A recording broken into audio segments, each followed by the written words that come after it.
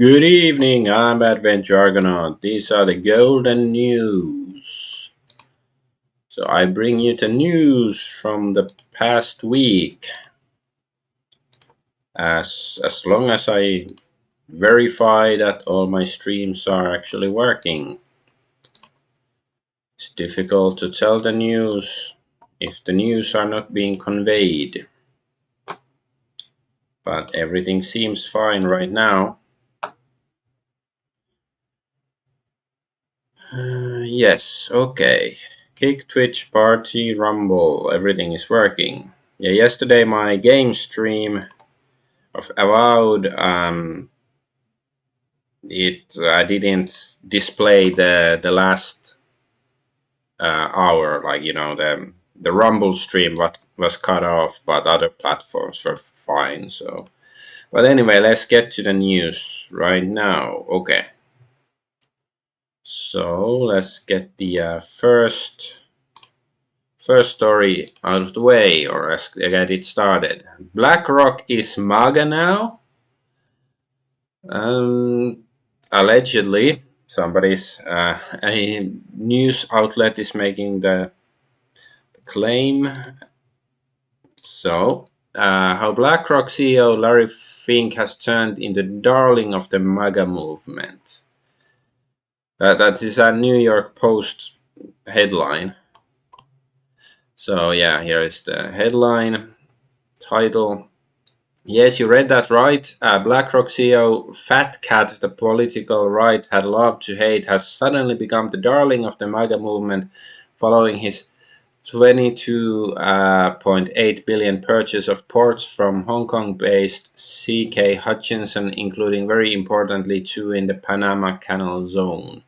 The deal is big in size, significance since those Panama Canal ports are now no longer run by a Hong Kong company under Chinese control. They are now in the hands of a US corporation, something President Trump demanded upon taking office just a few weeks ago. China is operating the Panama Canal and we didn't give it to China, the president said in his inaugural address, no less. We gave it to Panama and we're taking it back. Fink did just that, and it marks one of the craziest 180s I have ever seen, covering the confluence of politics and finance for 30 years. After being the bane of conservatives everywhere for years, largely for his support of lefty environmental, social, governance, investing, or Mr. ESG, has become Mr. MAGA in the eyes of the Republican faithful. GOP critics who tried to cancel BlackRock contracts in red state America are looking to back down. Larry just pulled one of the biggest political upsets ever, is how one deal lawyer described Fink's new status. Truth be told, Fink is still a staunch Democrat. His woke rep obscured his acumen as a businessman. He created BlackRock from scratch nearly 30 years ago and grew into a colossus. The world's largest asset manager, he saw money in ESG and saw money leaving it behind when the political climate changed. Okay, was this article Charles Gasparino, was it paid by Larry Fink because he's fellating the guy pretty hard? It's like this is the only, like, I heard about the news that BlackRock bought the Panama Canal or the ports or whatever there, but this is the only instance of anybody I've seen claiming that BlackRock is MAGA now. Like, okay, it's possible that they are, because when I saw it and plenty of other people on Twitter saw the news that BlackRock bought the Panama Canal. Anyway, so a lot of people thought that was bad news because BlackRock is basically evil. Saturn stone. Um, but maybe it is that theoretically speaking, I'm not saying I believe this is the case, but theoretically, like Trump may have forced them to use their money for good instead of evil. Like, I guess you could try to look at it like that. I don't think that's the case, but theoretically.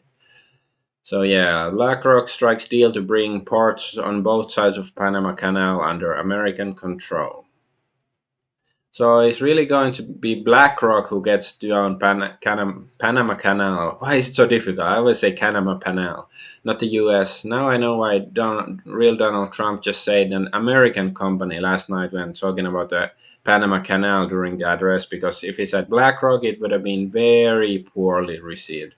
BlackRock taking ownership of anything is huge L. Yeah, he is right.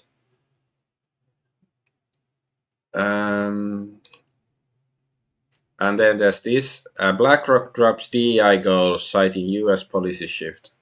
So, additionally, BlackRock announced that its existing DEI staff would merge into a talent and culture team. So, I guess this could be interpreted in a couple of different ways too. That either they are actually ending the DEI stuff, but just not firing the people working for DEI, and they're just making them do something more useful, or they are just renaming the same. So now talent and culture team is gonna be the same as DEI. Like I think it's the latter, but we will see. But yeah, it doesn't sound good. The first couple of weeks of Trump being in office in his new his new term as president, it seemed positive, but now it seems to be going slowly downhill. But we will see what happens, and then let's move on to the next story already. And okay, so EU goats for defense. So yes, this picture might look vulgar because it's following the precedent set by the EU. So yeah. So European Commission tweeted, "A pivotal moment for Europe is here. We are ready to mobilize up to 800 billion euros to help EU countries increase defense spending. We'll present our proposals to all EU leaders at today's European Council meeting. Europe is resolved to assume its responsibilities." And that rearm Europe. This is the picture. And a bunch of people have pointed out this looks like a goatsy picture, or however you're supposed to pronounce it, with stretching of the buttocks. This is like I like the graphical artists. Surely they knew what they were doing, and they were taking a piss, or rather taking a shit here. Surely, like that would save face more for EU than this picture, because like if they didn't even understand what they were doing, like how like conflicting messages, just I don't know, like how bad taste this is, like that it's just retarded. But anyways, just to discuss the news itself, like okay, like this is also like I guess sort of ambivalent issue, like because I guess, hey, ancient double hertz, hey, ancient double hertz, wait, I'm echoing. Welcome, anyways. um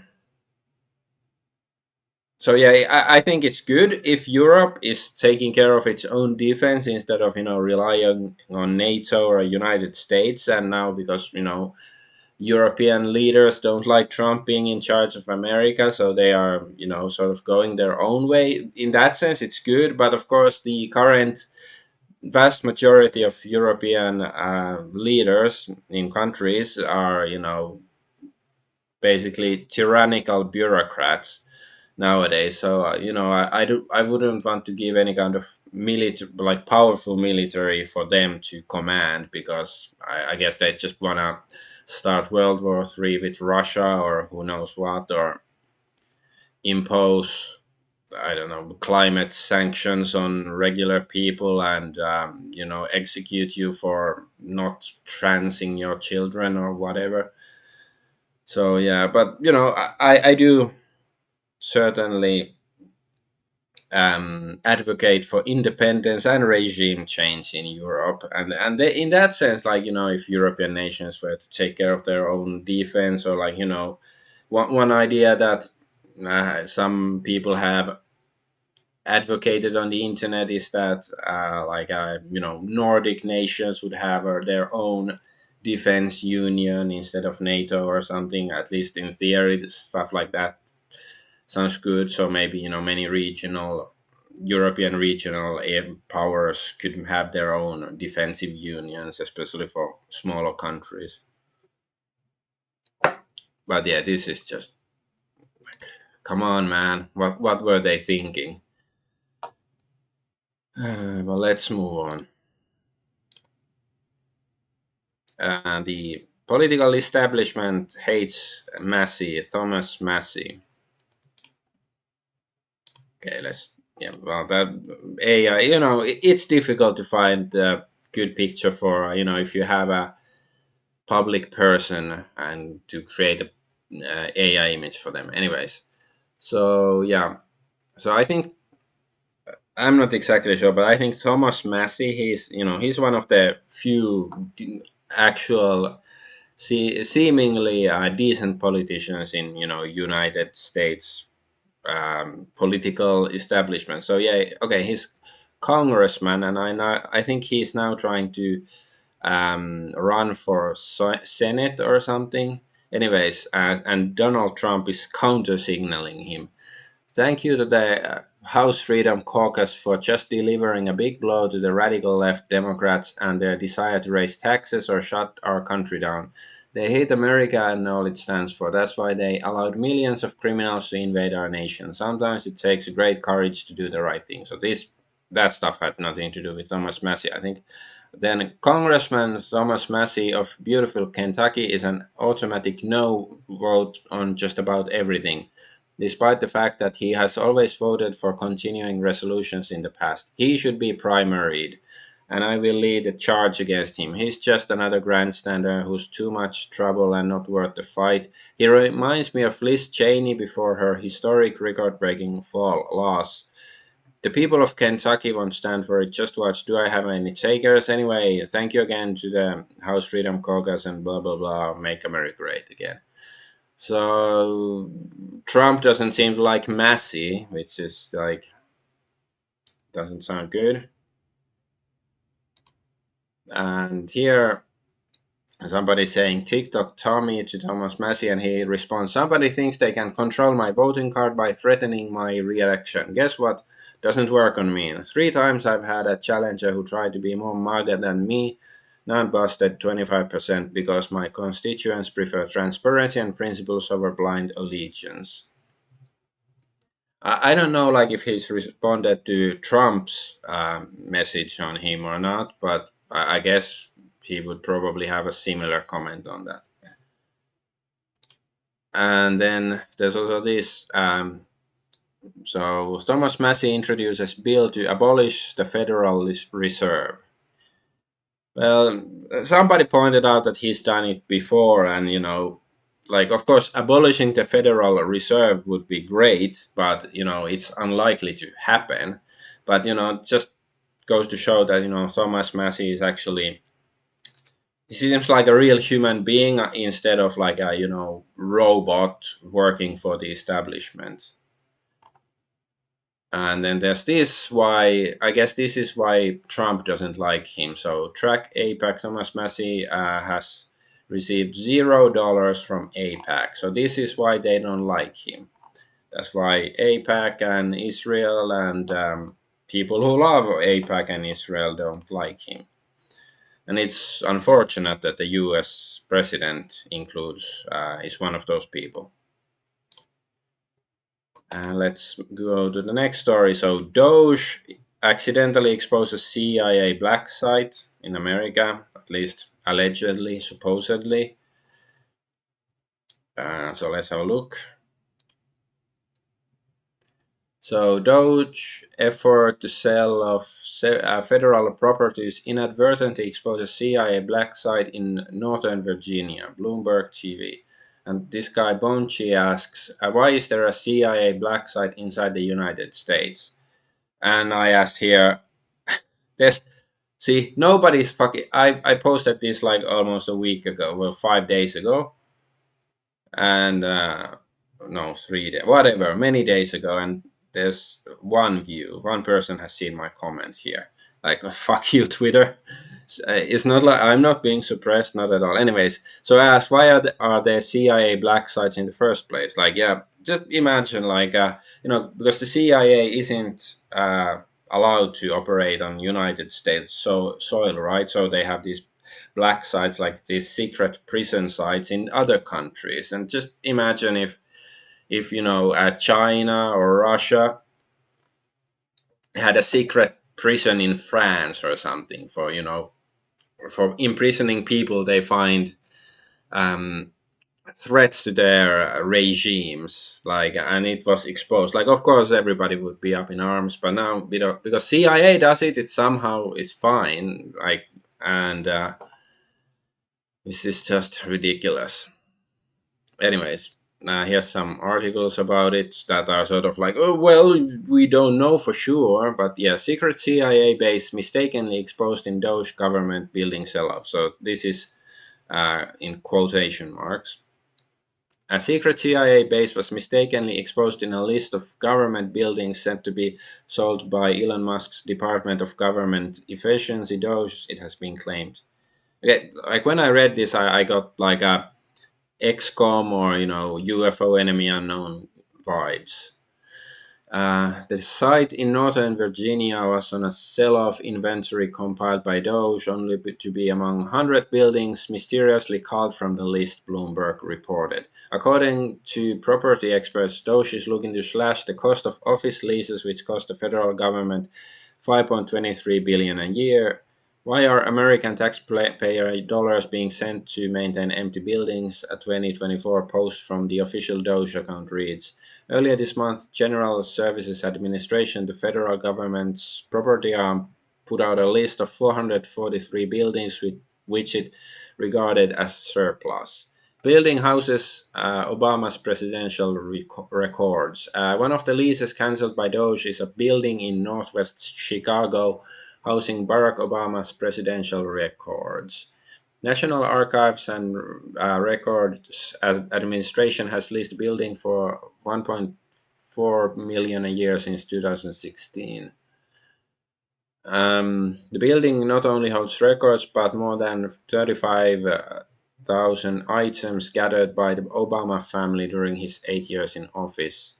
Many are likely to be put on views when Mr. Obama's presidential library eventually opens in Chicago. The sensitivity of the apparent top-secret CIA building in Virginia is a matter of debate, given that its existence was well known to locals. Wired magazine described it as the area's worst-kept secret, and according to uh, Newsbeak would sound better. Anyways, a website which collates local media stories. The history of the building was well known to the Fairfax County Board of Supervisors. However, there was nothing on the building to disclose it was used by the CIA, suggesting at the very least the agency was eager not to draw attention to its existence or put staff working there at risk. So yeah, and there's another article. So what do we know about the alleged CIA facility briefly revealed by Doge? So yeah, it was houses Central Intelligence Agency CIA facility in Virginia as for sale this week. Why it matters? Trump signed an executive order establishing Doge on the first day back in the White House, tasking it with modernizing federal technology and software to maximize governmental efficiency and productivity. While conservatives praise Doge's means to cut what they view as waste in the federal government, critics have argued these cuts will diminish critical services for Americans and have raised concerns that the young engineers working on federal cuts lack relevant experience. So yeah, so it's some of the same stuff. So Wired noted that while the specific building no longer believed to be a CIA facility was not on the list, the potential sale of the rest of the complex would spark concerns due to the proximity of the alleged facility. So Yeah, so there's a massive storage complex in Springfield, Virginia, which ties to the CIA was included on the list. So yeah. While the agency has never confirmed the building belongs to it, there have been several reports over the years that it tied it to the complex. Washington Business Journal in 2012 described CIA's presence at the facility as the worst kept secret in Springfield. Um, so yeah, it also so there's some yeah Wired listed it as complex to have ties to the CIA and Business Journal again, blah blah blah. Fairfax County Supervisor Bat Heritage told the publication at the time there was a three-letter agency that is at the site without specifically saying it was the CIA. So yeah, what was it this article? The other one says that we reached. I think it was the other one. Yeah, the Telegraph approached the White House for comment. The CIA declined to comment. Okay, that was fun. But anyway, so yeah, claims spread across social media that the facility may have been used as a black site, but there is no evidence to back up that claim. Evidence suggests that CIA black sites have not existed on U.S. soil. What evidence? Wait, how do you prove a negative?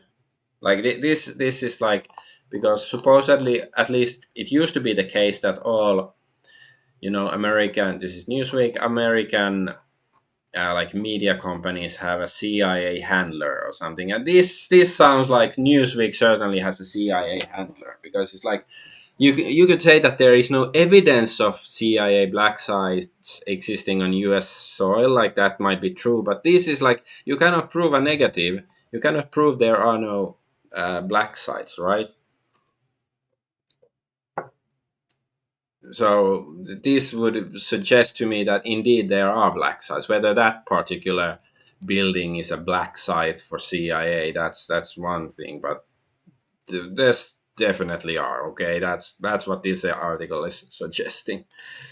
Okay, let's just move on. But hey, it's good. If CIA's dirty deeds are being um, revealed, even accidentally. Okay, so who's responsible for like problems in Syria and stuff? Because a few months ago, Assad was ousted from power and all that stuff. So leaked Hillary Clinton emails on Syria shows the U.S. knew over should be new, not new. Like I know, not like it is a new thing. Okay. U.S. knew overthrowing Assad would lead to Christians and Shia Alawites getting butchered, but that it would be good for Israel. So Hillary Clinton email: Israeli intelligence says collapse of Syria will spark a Sunni Shiite war that will benefit Israel. WikiLeaks. So yeah. Would lose its only ally in the Middle East, would be isolated. I don't know what.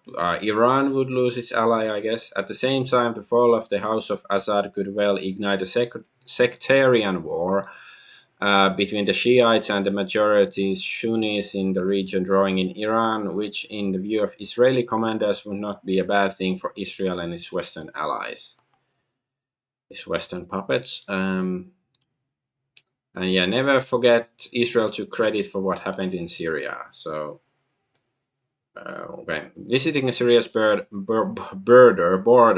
Netanyahu claims credit for process that led to Assad's fall. IDF chief finally acknowledges that Israel supplied weapons to Syrian rebels. So, yeah.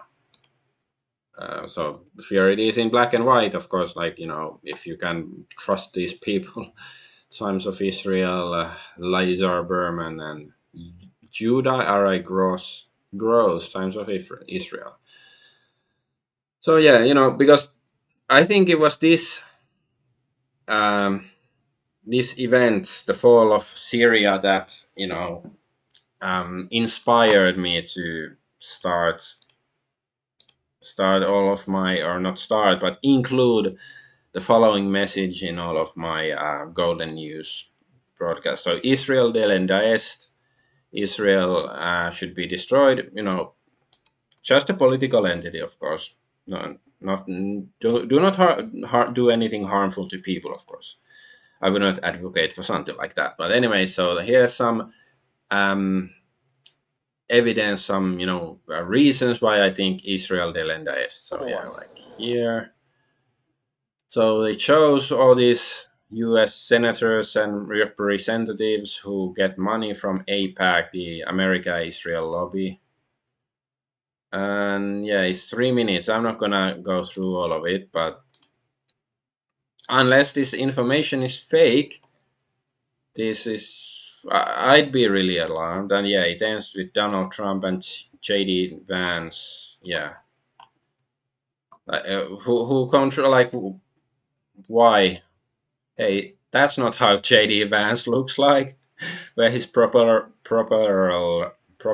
hat, and his head should be much fatter, like bloated and stuff. Anyways, and breaking, Jewish Americans fear that connections between Israel and Jeffrey Epstein will intensify anti-Semitism in the country. So okay, I'm not quite sure where's his information, like well, he is a political analyst, but like, where does he find, like, I guess there are some Jewish Americans, but is it like 3 people or majority of Jewish Americans or whatever? But sure, this is a, I guess, reasonable concern, and it's like, well, I have more. I'm more concerned about the victims of Epstein's and his um, co-conspirators' crimes, and of course, like, that many of his former clients probably still work in politics and in business and so forth, and are probably still blackmailed, as that's what Epstein did, and that's why the Epstein files probably will never get released, at least not properly. Like, maybe they will be heavily redacted and basically worthless if that happens. Um, but sure, there is also, like, it is possible that some innocent Jews, who are not complicit in the evil actions of Israel and so forth, that they will be blamed or persecuted, and of course that's wrong. But I still think is the bigger issue is not is not the, I don't know, mental uh, like the mental state of some Jewish Americans. It's more like, is the country, is America or possibly other countries, perhaps EU countries, are they being blackmailed by Mossad's blackmail network and forced to do certain things? I'm more concerned about that. Was this Israel leaked info about America's direct peace talks with Hamas to sabotage them? So yeah, here's the article. Times of Israel. U.S. believes Israel leaked information about direct talks with Hamas in attempt to sabotage them. So U.S. government officials have accused Israel of leaking information to the media about the Trump administration's would-be secret direct negotiations with Hamas in an attempt to sabotage the talks, the Ynet news outlet reports. According to the report, Israel was not informed of the talks between the US and Hamas ahead of time, as a previous attempt to hold such a meeting had been cancelled following pressure from Jerusalem. As such, Ynet reports, when the US decided to go ahead with the talks, despite Israel's stance, it was decided that Jerusalem would not be informed of their existence. Nevertheless, when Israel's point man on the hostages, Major General Nitzan Alon, got wind of the talks, he informed Prime Minister Benjamin Netanyahu about their existence. First media reports regarding the existence of the talks between US and Hamas appeared less than a day after Netanyahu was informed of them, Ynet says, leading the US to suspect it was behind the leak. So yeah, greatest ally. US is trying to hold peace talks with Hamas, and then Israel is, pissing in the cereal bowl to ruin the talks. Greatest ally, dudes. Like, please, Americans, email me or something. Tell me how, in what sense is Israel your greatest ally? I've yet to be given an explanation. And there's this guy, Jake Shield, saying this is a very interesting and thought-provoking point. So first of all, this guy, Next Wave America, says Hitler would have executed everyone on the Epstein list. Our government protects them. It's like, well, of course, Hitler has been dead for decades and stuff. So we can't really ask him what he would have done, but it's like, it sounds reasonable that he might have done that. At least he would have probably arrested them, maybe sent them to some camps or something instead of protecting them. This sounds reasonable, and that's just I'm not saying everything the mustache man did was right or anything. I'm not saying that, but like I can't really argue with Next Wave America here. And more interestingly, this guy James Lindsay, anti-communist, says never again is now. So okay, uh, this guy is saying that the mustache man would have executed these pedophile criminals in some international network and stuff of blackmail and who knows what. And this is he is, I guess, comparing it to the Holocaust. This anti-communist guy is sort of like, wait, like, because in this sense, the Next Wave America is only, he wants justice to, criminals brought to justice, and James Lindsay here seems to be implying it's a bad thing. It's very, very, confusing line of thought from this anti-communist guy. Like, you don't have to like Hitler or any politician, any person or any politician to admit that, hey, maybe there were one or two things they would have done better than our current establishment, or that maybe there's one or two things they would have done right. That's possible. Anyways, and yeah, now some Jews are seething over Tucker Carlson. Tucker Carlson poses a serious national security concern, should not have access to the White House. His actions and statements have demonstrated support for terrorists and jihadis, which would threaten national security. Blah blah blah. So yeah, I asked, what did he do this time? Interviewer interviewed the leader of Qatar and accused Israel of murdering Christians. So is it wrong to interview the leader of Qatar? And I'm pretty sure some Israelis have murdered Christians. Like, you can, I guess you should have a fact check, like how common it is, how many, but I'm pretty sure there have been at least a couple of attempts, and maybe some of them successful. And here's Cenk Uygur of the Young Turk saying Israel is going to absolutely devastate West Bank and Gaza because they think they have a green light now. They're going to make us pay for all of it and get us in a world of trouble. Relevant parts of Epstein's file will never be released. Israel's control over us is suffocating.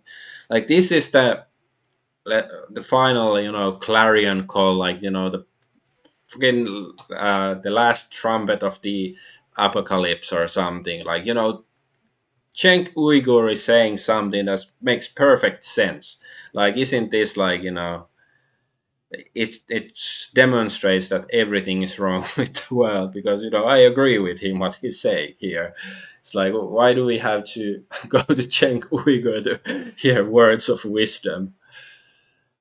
So yeah, this is insane.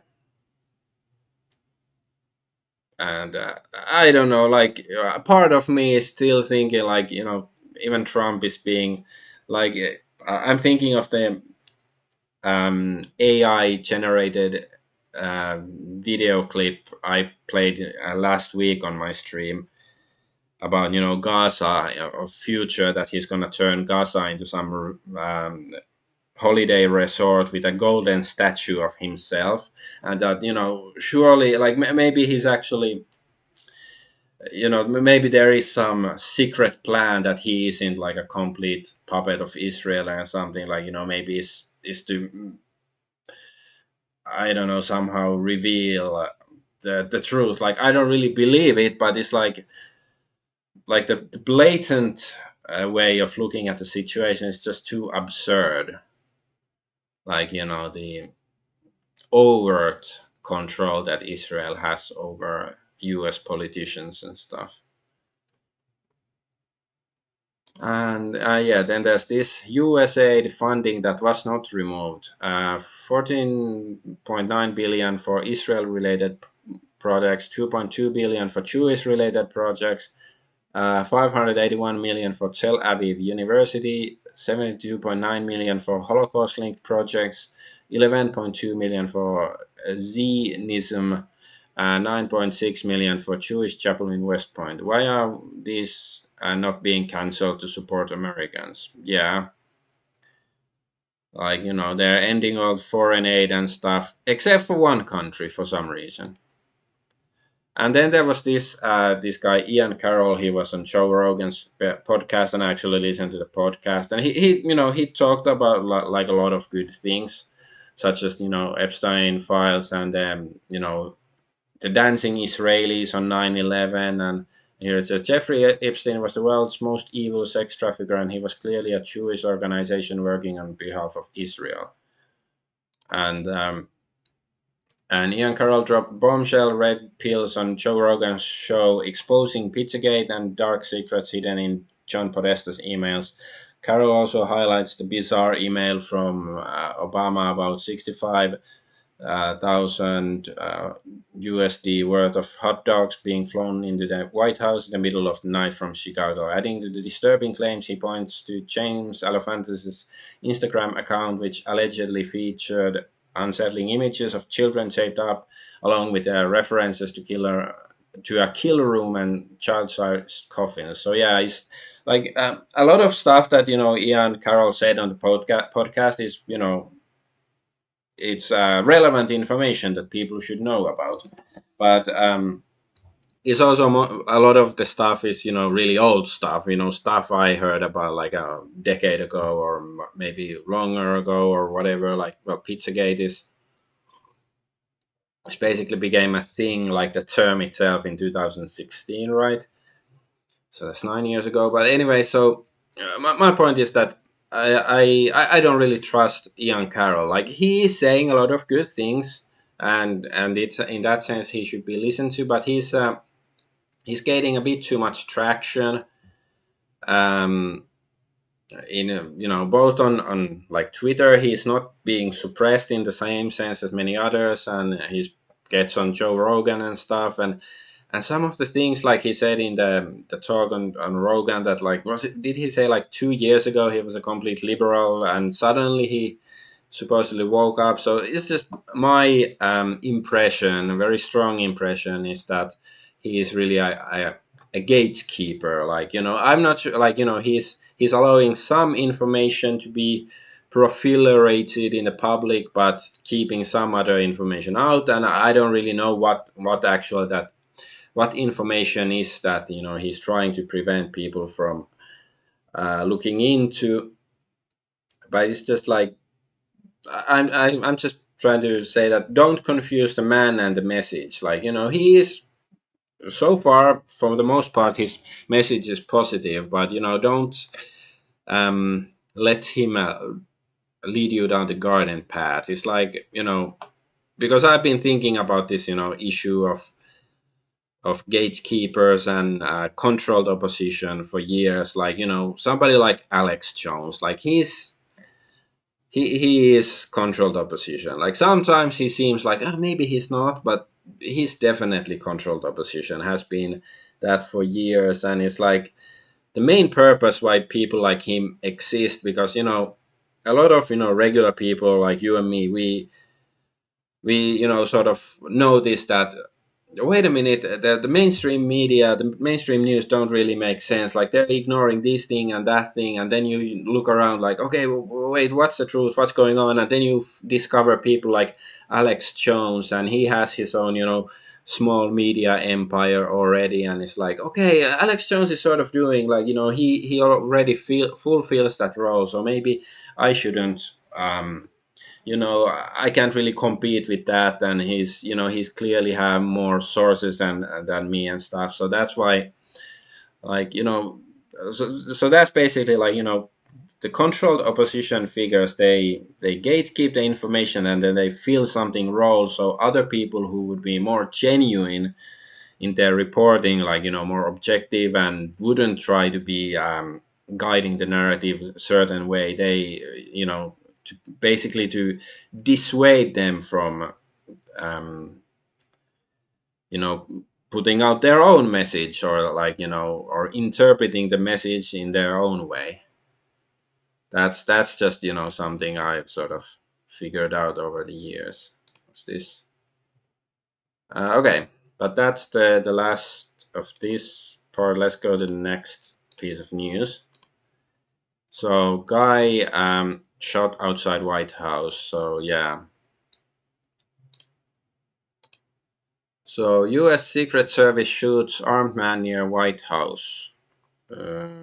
I'm not sure what's this meme or whatever. So Secret Service shoots armed man in confrontation near White House. Washington police had reported a suicidal individual possibly traveling to D.C. from Indiana. Indiana Jones, oh no. The suspect has been taken to the hospital and his condition is currently unknown. The U.S. Secret Service shot an adult male near the White House in Washington, D.C., shortly after midnight on Sunday after an armed confrontation with law enforcement, according to the agency. Encounter happened near the intersection of 17th and F Streets in Northwest.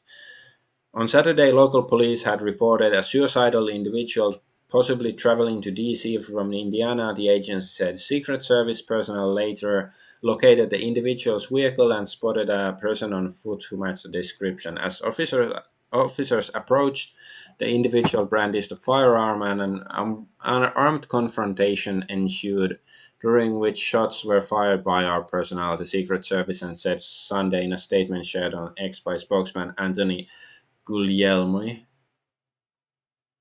The suspect was transported to a hospital and his condition is currently unknown. So he might actually still be alive. Okay. The statement is also said no injuries were reported among Secret Service personnel, that the incident was under investigation. So yeah, it is sort of sad. Like it's possible it was like, crazy leftist who really has TDS, who really hates Trump and just wanted to, you know get off a few pot shots, but maybe there's something else to it. Can't really say. I don't know. Well, let's see if anything else comes out of it. Let's move on to the next story.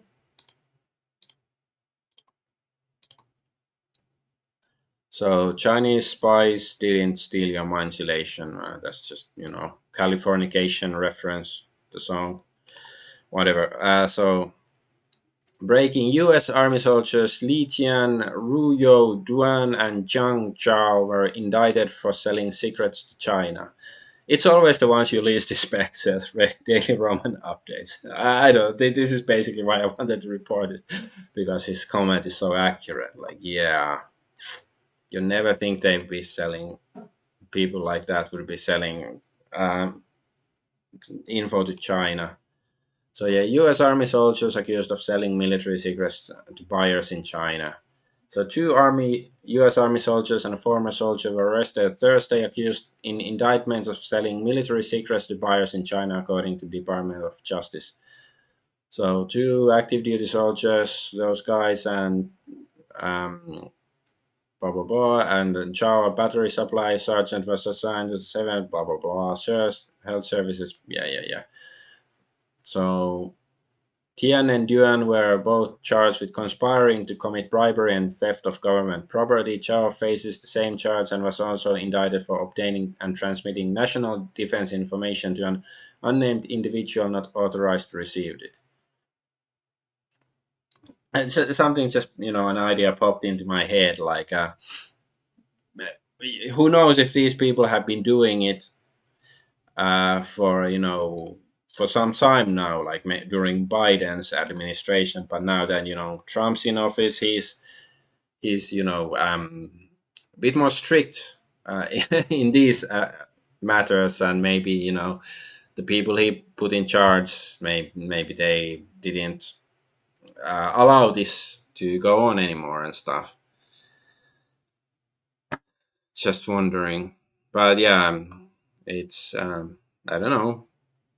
Sounds like we are back in the Cold War again. This is like, Spy X Family, like the anime and stuff. I guess that's cool. Spies are cool, at least fictional ones. So yeah, so Patriot Front not shut down, and apparently they are not feds after all. I actually thought for a while that they were too, but yeah, there's this guy Jay Anderson, Project Unity. Don't know who he is. Patriot Front disbanded the day after Cash Patel was signed as FBI director, so they were 100% federal agent provocateurs then. But then there's community note saying, as of this writing, the group's website is still active, so is the Telegram channel where they were actively publishing updates.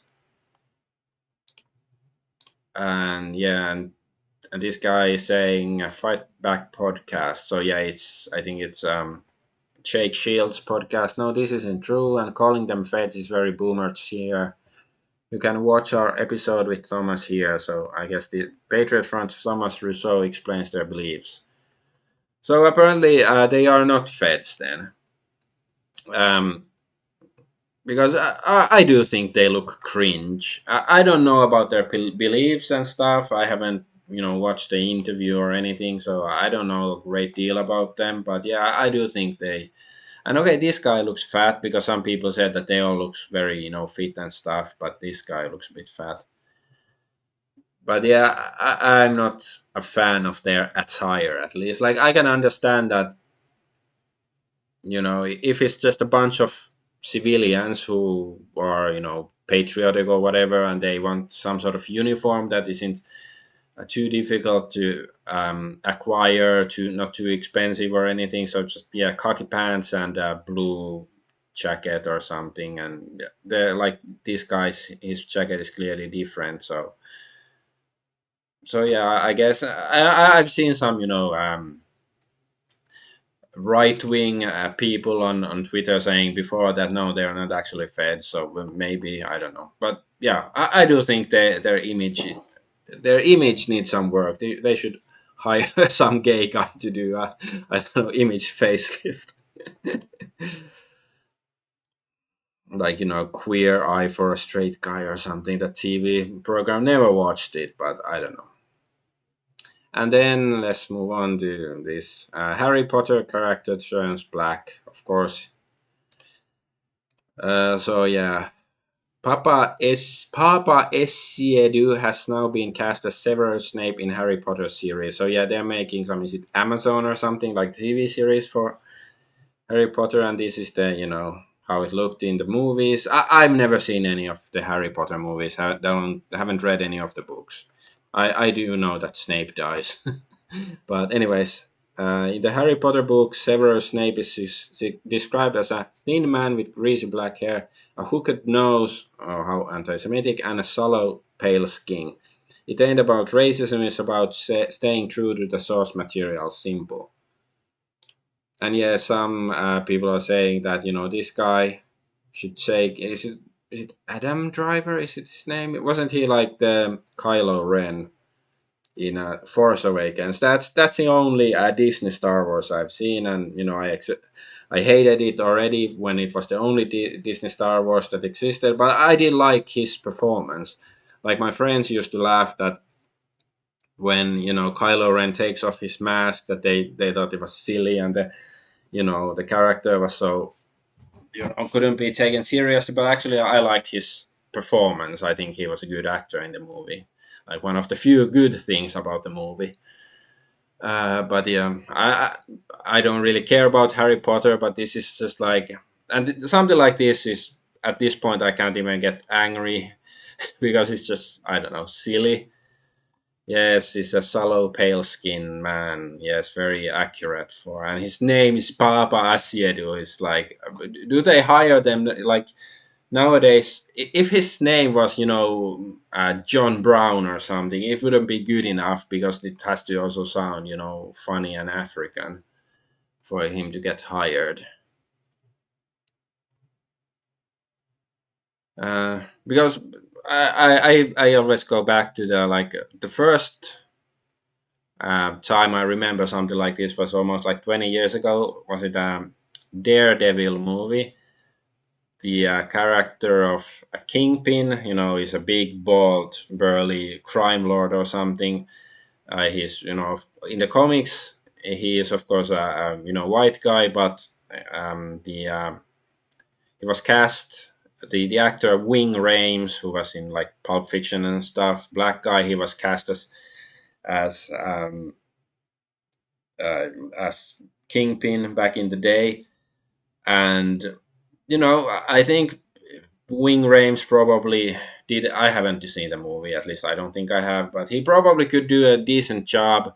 But it sort of set a precedent, and back then already, before everything was so politically correct, people were sort of debating it. I remember, and stuff like nerds mostly, and yeah, it just felt wrong to me because it did set a precedent. Like, I'm not saying it's definitely the first time a white guy was replaced with a black actor, but that was at least the first time I remember it. Like, just being sort of like, why? But anyways, let's move on to gaming news. So yeah, as you can see from here, Witcher news is one thing I'm gonna talk about.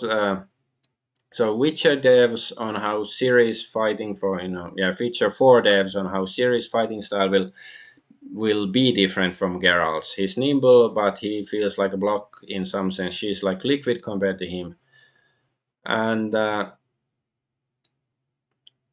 okay, I guess that sounds decent. But like a lot of people have complained that it sounds that it's gonna be woke if they are replacing Geralt with Ciri as the main character. And it's like, I haven't play. I've only played like the first Witcher game and read a couple of the books, so I know something about the world.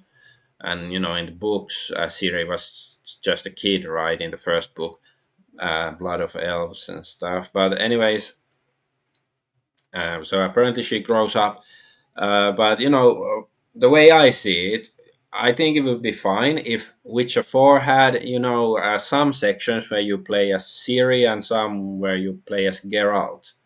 Like that would sound reasonable. Like, yeah, if somebody had done a game like that 20 years ago, nobody would have batted an eye. But if it's just, if Ciri is the only main character in that game, then it sounds, especially like, even if their intentions aren't, to do some girl boss stuff, it's looks bad, and they should, the devs really should be paying attention if they don't want to go woke and broke and all that stuff. Maybe they should rethink their approach to the game. And so yeah, gamer continues to be a plague. I don't care about being able to kill everybody and steal the mayor's pants in an RPG like Avowed, and I'm tired of pretending it's mandatory. You don't have to be Skyrim to be good. Well, it's true. Like, in a Final Fantasy game or something, you don't really see it. It doesn't feel like a problem that you cannot kill any random NPCs and so forth. But Avowed, to a certain, like, because I finished the game just yesterday on stream, and tomorrow I'm planning to do my a review on it, like a proper game review. But anyways, um, so yeah, it does play quite a lot like Skyrim. Looks a bit like Skyrim and stuff, and some people called it the Skyrim killer and stuff. Before it came out. So it does, and having just completed the game, like, for the most part, like, I guess you can say that, yeah, it doesn't really matter that you can't kill NPCs, but there's um few instances in the game when it just feels wrong that you cannot kill random, like some NPCs, because it would make more sense, like, plot wise, that you could actually shoot them there, because it just seems arbitrary. And it doesn't, because it is more, freeform a 3D game compared to, a JRPG that are more, plot oriented and stuff. And it still has, a bit more leeway, like Avowed. The ending, there's a couple of different endings, or more like a modular ending, like some things you can do different on one playthrough and the others on different. So yeah, it is still like a sort of acting like, you have some freedom of choice in the game. So so yeah, it like, it doesn't absolutely ruin it that you cannot kill NPCs, but it does, certainly hinder it a bit. Okay. So Nintendo wins major French piracy case with EU-wide consequences, significant not only for Nintendo but for the games industry. Nintendo's message to consumers is not to download pirate copies of Nintendo games. Yeah. So yeah, Nintendo had it again. In its latest attempt to prevent piracy of its games, Nintendo has successfully blocked a French file storage site from hosting unauthorized copies. One fichier will now be held responsible if it fails to remove pirated content when requested. Yeah, Nintendo has successfully blocked the French file storage site from hosting pirated games. Like, okay, let's just go to what Gabe Newell of Steam said, that, the best way to defeat piracy is to have a better service than the pirates provide. But apparently, Nintendo's service isn't that good. So, fuck Nintendo.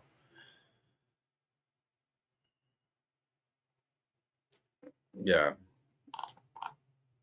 it's like, no, I have no sympathy for Nintendo. Like, they're just, especially they've ruined some people's lives. They, forcing them to pay huge amounts of money and stuff.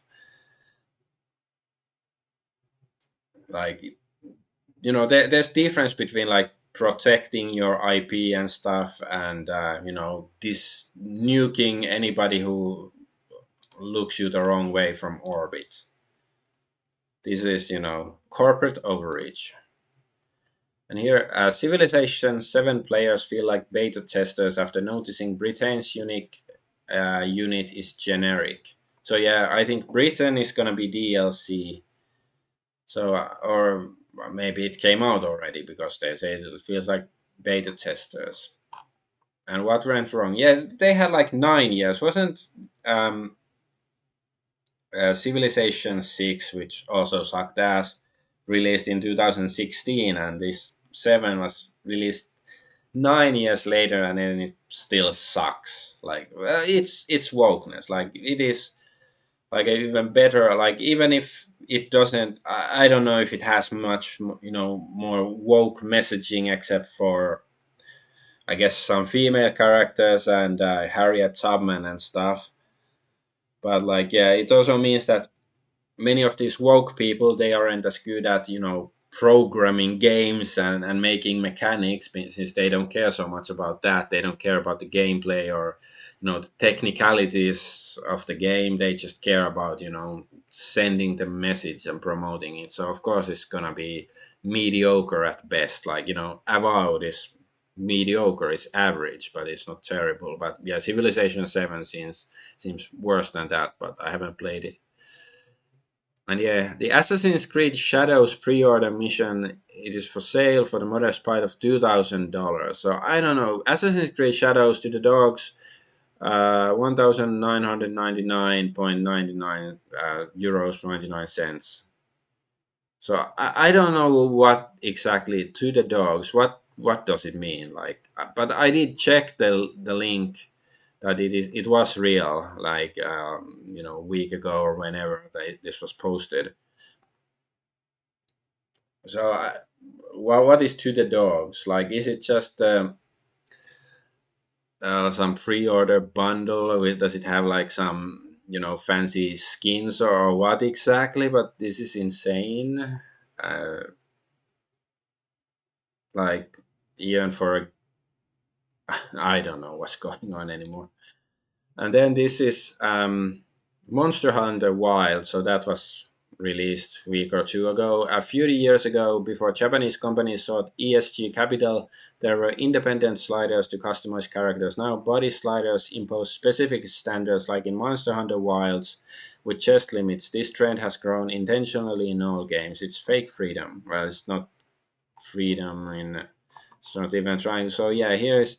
Well, this is muscle mass, so it's maximum, and then it's muscle mass minimum, and yeah, not much difference. Okay, this one looks a bit wider here, but I'm just like, it doesn't say breast or chest or anything, but I guess it means that the game probably doesn't have a breast or chest slider. It just has this one. But yeah, it's still not like a big difference or anything. But this is a bit thinner. Uh, and there's also this. Monster Hunter Wilds removes the option to choose between two genders body types. Now gives you the choice between several pre-built presets. So yeah, it removed male and female. And here, Graham says Monster Hunter Wilds has sold 8 million copies in 3 days. Asian games continue to dominate. The Western devs have some serious soul searching to do after a year of failed AAA releases. Um, but yeah, learning the law criticizes Grams, saying peak hypocrisy. You attacked SE for what is SE for Type 1 2 BS, but when Capcom does the same, it's fine. ESG Capcom is everywhere, safe, non horny designs, fear of gender labels, but that's okay. Um, what is SE? I probably should know it, but I can't think of it's not, Dragon Age, it's not Avowed, it's not Concord. Okay, the game sits at 50% on Steam, runs terribly, and is normally slow next to M for you, yet you claim victory. Well, yeah, this is like this. Many of these culture war grifters, in some sense, they, as long as game looks like, it's uh, got rid of wokeness and DEI. Like, as long as it has the appearance they claim is some sort of victory, like, Kingdom Come to Deliverance and or Helldivers 2 and stuff. Even though they have their issues, but some people, they just want, like, they want to act like a general in a war, even though they should just be people online presenting information and their interpretations of the information. But it's like, I don't know, like, yeah, slop, that's how it looks to me. I haven't played this, I played just like some. I think I played the original on PSP a little bit, and one of them on Wii back in the day, but I haven't played any of the newer ones, like Monster Hunter games. Whatever. Let's go to the last story. Ah, yeah, some new mod for Monster Hunter Wilds.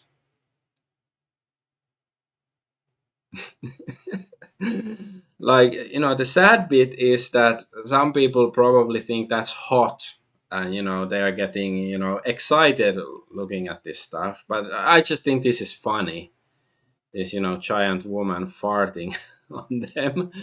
But it also does illustrate the fact that PC gaming is good, that you can have mods. Like, even if you release mediocre products, you can fix them with mods. But of course, like, it's still a bit questionable. Like, if you pay $60 for a game that's both, let's say, it's badly optimized, so it doesn't work well, and censored, but then you have mods to fix it. Like, is it, should you really pay $60 for it? I don't think. Well, personally, I don't think you should pay $60 for any video game ever, basically, unless if you're you do it for your job, like you for a streamer or a reviewer, and you have to buy the game or something. Then yeah, I guess, like, you can see it as this business expense. Like, you buy a game for $60, and then you make money, like, $100,000 from your reviews or something. But hey, I make absolutely no money from this, so I shouldn't buy anything. But yeah, that's the last story of the week. This week was much slower news week than the two previous ones. But hey, I don't mind. It was sort of nice not having to do deep dives. But yeah, I guess the biggest story is the first one. Like, Blackrock is supposedly Maga. Like, I guess you can say that Blackrock has taken over Maga. And yeah, let's see. Like, it almost sounds like infection, like the Borg from Star Trek, or like from Avowed. There's the dream scourge, like this fungal infection that turns people into zombies. It's sort of like that has taken over Trump, even, like, even more than before. Of course, he's been very pro Israel for since whenever. But it's like, if Trump, like, let's see who has subjugated whom. What had Trump subjugated um, BlackRock's Larry Fink, or vice versa, or maybe they were always saw eye to eye. I don't know, but that's all I got to say this week. So I'm Adventure Argonaut. Thank you for watching, and tomorrow I'm gonna do like a live review of Avowed. It is a victory for wokeness, because it's average game. It's not absolute garbage. So yeah, but I hope you tune in tomorrow. Bye bye.